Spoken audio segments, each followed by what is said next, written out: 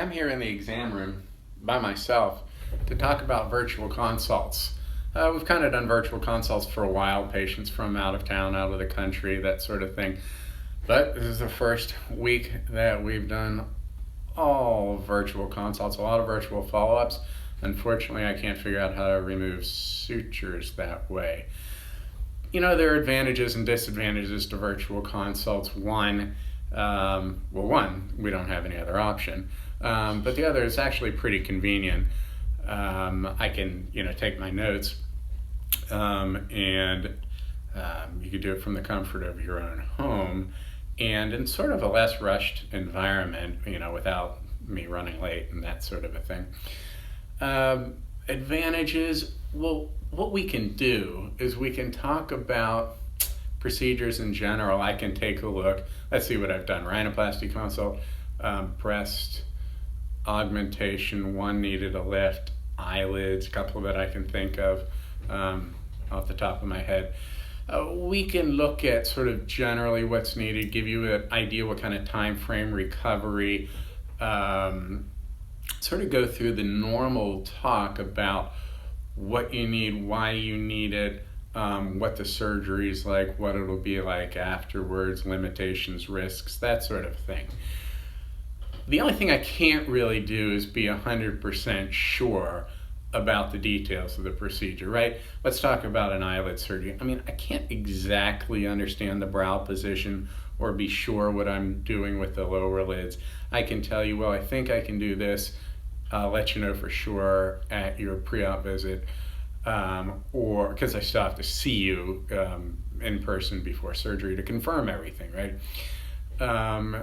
I can, for instance, let you know that you are a good candidate for breast augmentation and you don't need a lift. Can we pick a size implant together with sizers? Well, of course not.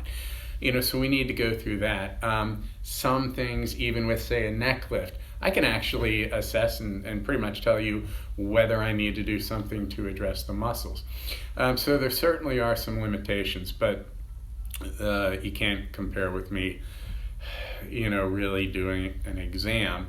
And certainly an important part of the patient-doctor relationship is a certain amount of comfort, and we can confirm that at the visit. But you can definitely get a good idea, more so than on the phone, with Zoom or FaceTime or something, what the other person's like, which, let's face it, it's pretty important in medicine in general, and definitely in plastic surgery.